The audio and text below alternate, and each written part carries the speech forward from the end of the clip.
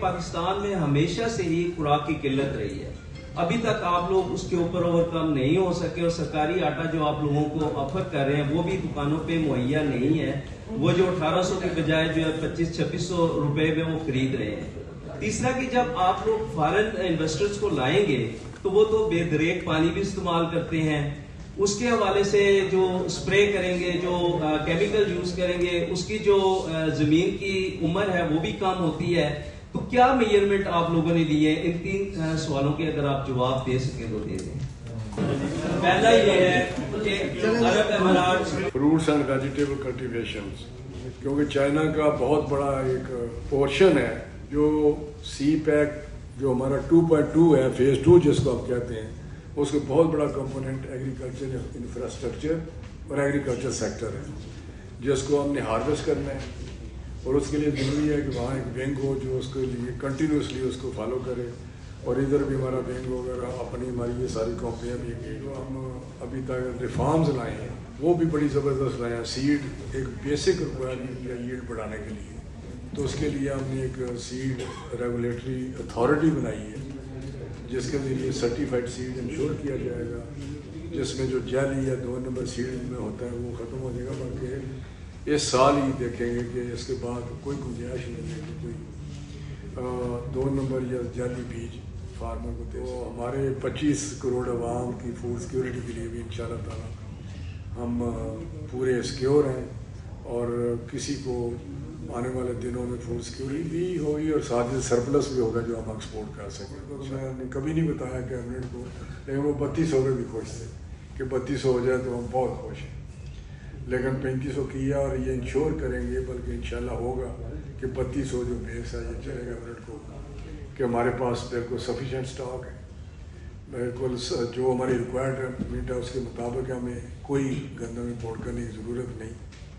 آج تو provincial government نے ہم سے اجازت مانگی تھی کچھ امپورٹ کرنے کے لیے, لیکن ہم نے کہا ہمارے پاس اسٹاک ہے, اسٹریٹجک ریزرو جس کو کہتے ہیں, ہم نے بارے پڑے ہوئے ہیں, جب بھی آپ چاہیں ہم سے لے سکتے ہیں.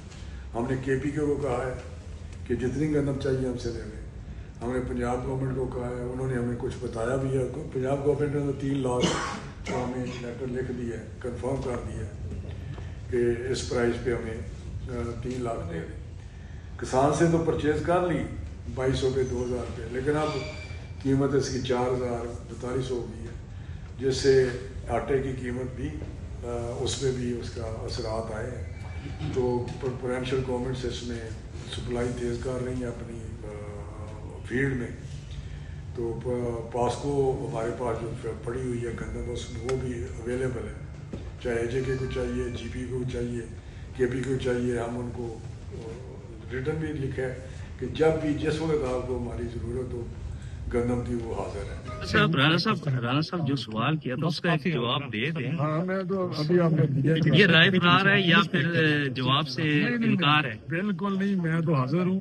صرف یہ تھا کہ آپ کے 3 بڑے پہلا کویشچن سر سمپلی بتا دیں کہ آٹا لوگوں کو نہیں مل رہا دکانوں پہ, 1800 والا تھیلا نہیں مل رہا, آپ لوگ کیسے ان کی ڈیمانڈ پوری کریں گے؟ آپ اتنے 79 کتنے آپ نے ایم او یو کا بتا دیا. میری بات سنیں, جو بیٹ ہے نا یہ ہمارا اسٹیپل فوڈ ہے, نوٹیفائڈ اسٹیپل فوڈ ہے. جس ہر ملک کا کسی کی میز ہے, کسی کا رائس ہے, اس کو ہم نے سیکیور ہر صورت گورنمنٹ لیول پہ کرنا. باقی تو ڈی ریگولیشن ہے, چاول بافر ہے, لے جا کے چاول, مکئی, آلو, ٹماٹر, ہر چیز اویلیبل ہے.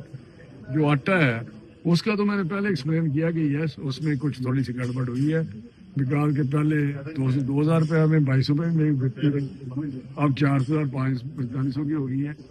لیکن آئندہ اس پہ ابھی گندم ہمارے پاس ہے, لیکن جو کسان تو آٹا مل کیوں نہیں رہا لوگوں کو؟